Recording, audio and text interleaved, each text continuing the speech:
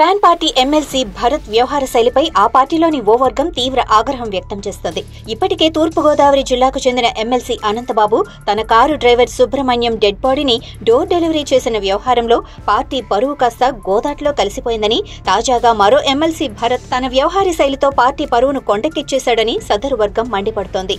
ఉమ్మడి చిత్తూరు జిల్లా కుప్పం నియోజకవర్గం శాంతిపురం మండలంలో అబకాలదొడ్డి పంచాయతీ పరిధిలోని కాకర్లవంకలో స్థానికులు కొందరు గంధపు స్మగ్లర్ వీరప్పన్ స్మారక స్తూపాన్ని నిర్మించారు.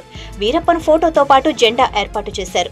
తాజాగా ఆ గ్రామంలో పలు కార్యక్రమాల్లో పాల్గొన్న ఎమ్మెల్సీ భరత్ ఆ స్తూపాన్ని ఆవిష్కరించడమే కాకుండా నవ్వుతూ ఫోటోకు ఫోజ్ ఇచ్చారు. ఈ చిత్రరాజం అటు మీడియాలో ఇటు సోషల్ మీడియాలో తెగ వైరల్ అవుతోంది.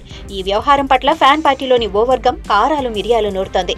ఎందుకు అంటే ఇప్పటికే వైఎస్ వివేక హత్య కేసు ఫ్యాన్ పార్టీ అధినేత ముఖ్యమంత్రి వైఎస్ జగన్ తో పాటు ఆయన ఫ్యామిలీని తీవ్ర ఇబ్బందులకు గురిచేస్తోందని, అలాంటి వేళ ఎమ్మెల్సీ భరత్ గంధపు చెక్కల స్మగ్లర్ల వీరప్పన్ స్మారక స్తూపం ఏర్పాటు చేయడం ప్రతిపక్షాలకు మరో ఆయుధాన్ని మనమే స్వయంగా వారి చేతిలో పెట్టినట్లయిందని వారు ఆవేదనతో కూడిన ఆందోళన వ్యక్తం చేస్తున్నారు.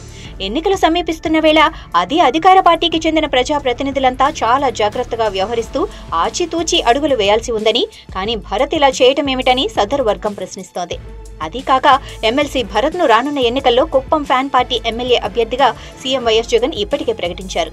అంతేకాదు కుప్పంలో ఆయన సమీప ప్రత్యర్థి నారా చంద్రబాబు నాయుడిని ఓడించి భరత్ ను ఎమ్మెల్యేగా గెలిపిస్తే ఆయన తన కేబినెట్లోకి తీసుకుని మంత్రి పదవి కట్టబెడతానంటూ ఎన్నికల ప్రచారంలో ప్రకటించారని, అలాంటిది ఇదే భరత్ ఇలా స్మగ్లర్ల వీరప్పన్ స్మారక చిహ్నం ఆవిష్కరణ చేయడం ద్వారా ఆయన సమాజానికి ఏ తరహా సందేశం ఇస్తున్నట్లుగా ఉందంటూ సదరు వర్గం ప్రశ్నిస్తోంది.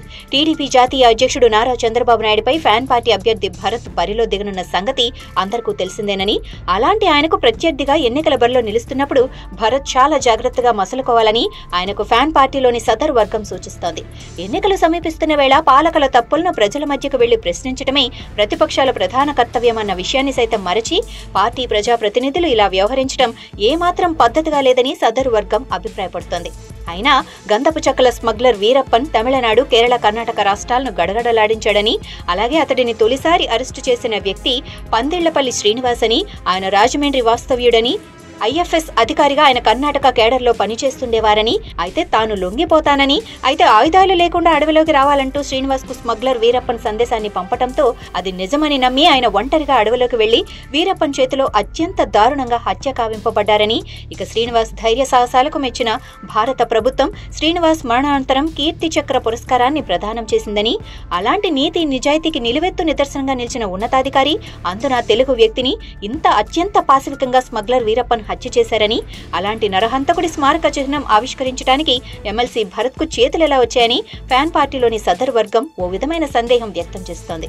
ఏది ఏమైనా ఆవు చేలో మేస్తే దూడ గట్టున మేస్తుందా అన్నట్లుగా వీరి వ్యవహారం ఉందని ఫ్యాన్ పార్టీలోని సదరు వర్గం ప్రశ్నిస్తోంది.